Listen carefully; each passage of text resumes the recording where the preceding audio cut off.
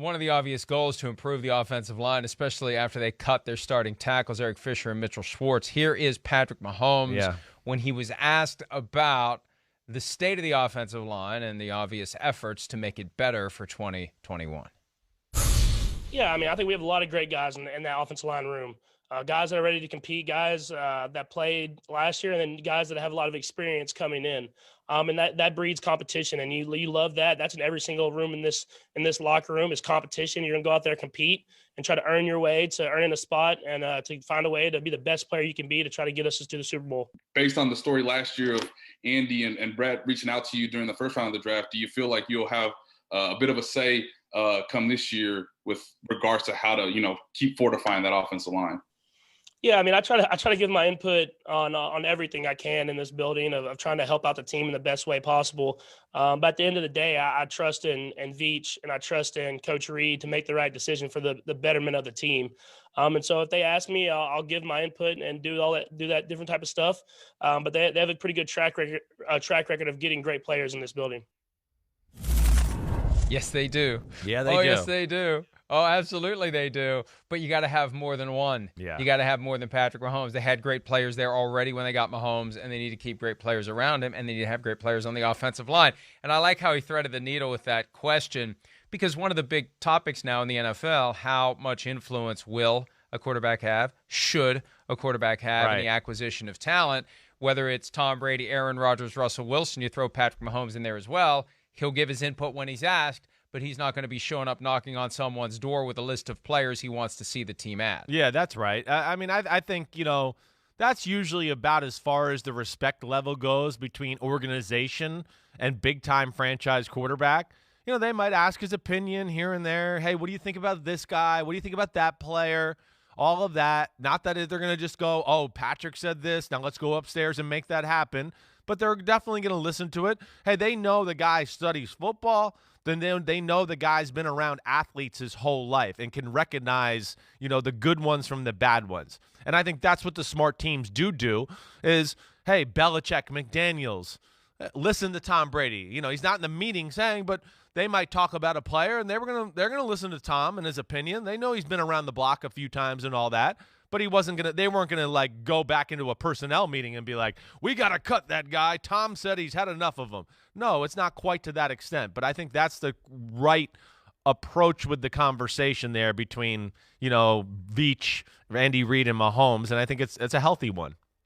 Here's a reason why it raises the stakes, though, for the Chiefs to get it right moving forward. When you convince Patrick Mahomes to sign that basically lifetime contract, more than a decade, where the money is awesome, but it's not market value. He's already been surpassed by Dak Prescott in less than a year. He will be surpassed by others moving forward. He's deliberately left money behind so that they can put a great team around him.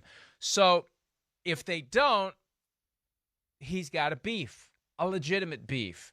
And even if he's not standing over anyone's shoulders saying, I want this, I want that, give me this, give me that, he can sit back and say, I expect greatness around me. Yes, right. Because I didn't do what I could have done. I didn't push this as far as I could have. I mean, if he really wanted to push the Chiefs, you're right, he could have said, I'm not doing a long-term deal. I'll take the franchise tag. I'll take another franchise tag. And then you'll give me the biggest contract that's ever been given to any player in the history of sport to get me to stay around. That's what will happen. Yeah. That's what he could have done. Yeah, that's right. And he didn't. Right. He didn't because he wants to have a great team around him. Yeah. So if they give him a great team, fine. If they don't, then you got a problem. You're right. You're right, Mike. I mean, he kind of in his own, reverse psychology way puts the pressure back on them to go like, all right, I delivered. It's time for you to deliver. Kansas City, for the most part, has delivered the last, 5, 6, really the whole Andy Reid there, Andy Reid, Brett Veach era there in Kansas City they had. They are aggressive. Every year they make big moves and free agency to try to get things done, so they've done a great job. Even this year, they were active in recruiting Trent Williams. We know they got Joe Thuney from the Patriots. Hey, Jerron Reed came available. They got him. So they're not afraid to go out there and be aggressive and spend money and do those type of things. They got some work in the draft. They probably got to get another. They got to get another tackle to help out Patrick Mahomes. But you're right. It's a valid point, and I think Kansas City and Veach and Andy Reid probably realize that and know what the deal is. One last point for the benefit of those who watched the show yesterday and didn't catch the PFTPM program later in the day. When we were discussing how quarterbacks find anything and everything to allow them to have a chip on their shoulder, we mentioned Tom Brady and being snubbed in the draft 21 years ago. Right.